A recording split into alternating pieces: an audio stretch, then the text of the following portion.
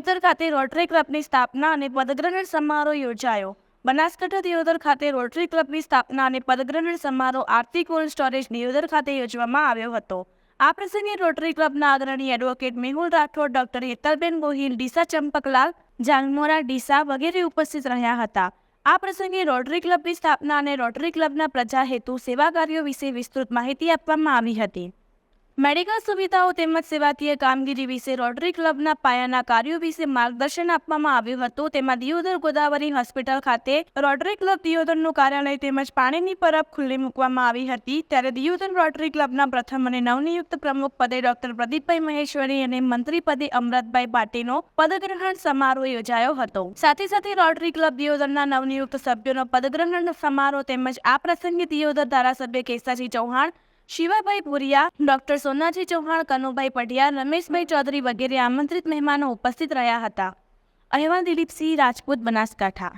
આજે તારીખ 12/5/2024 જે એક વર્લ્ડ મધર્સ ડે પણ છે। આજે એ ખુશનસીબી અમારી છે કે મધર્સ ડે ઉપર એક ઇન્ટરનેશનલ સેવાકીય સંસ્થા જે રોટરી ક્લબના નામે છે, જે અમેરિકાથી શરૂઆત થઈ છે અને શરૂઆતમાં એના 4 મેમ્બર હતા અને આજ વિશ્વભરમાં 14 લાખ મેમ્બર છે। એની આજે શપથવિધિ અહીંયા દિયોદરમાં હતી। આ ક્લબના પ્રમુખની જવાબદારી ડૉક્ટર પ્રદીપ મહેશ્વરી મને સોંપી છે અને સેક્રેટરીની જવાબદારી અમૃતભાઈ ભાટી, એ પણ બહુ સેવાકીય સંસ્થાઓમાં જોડાયેલા છે, એમના સોંપી છે।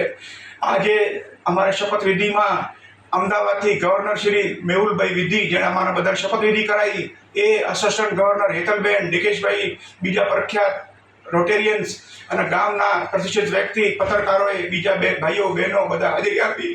અને અમારો હવે લક્ષ્ય એ છે કે દિયોદરમાં જે રીતે સેવાના કામ અમે લાયન્સમાં ભારત વિકાસ પરિષદમાં કર્યા છે, અમને અનુભવ છે, એ રીતે રોટરીના પણ બેનર હેઠળ અમે વધારે સેવાના કામ કરીએ અને અલગ સેવાના કામ કરીએ, ગામ માટે કરીએ। એમાં અમે ગામનો સાથ સહકાર અમારા સાથે રહેશે, એ અમને પૂરો વિશ્વાસ છે।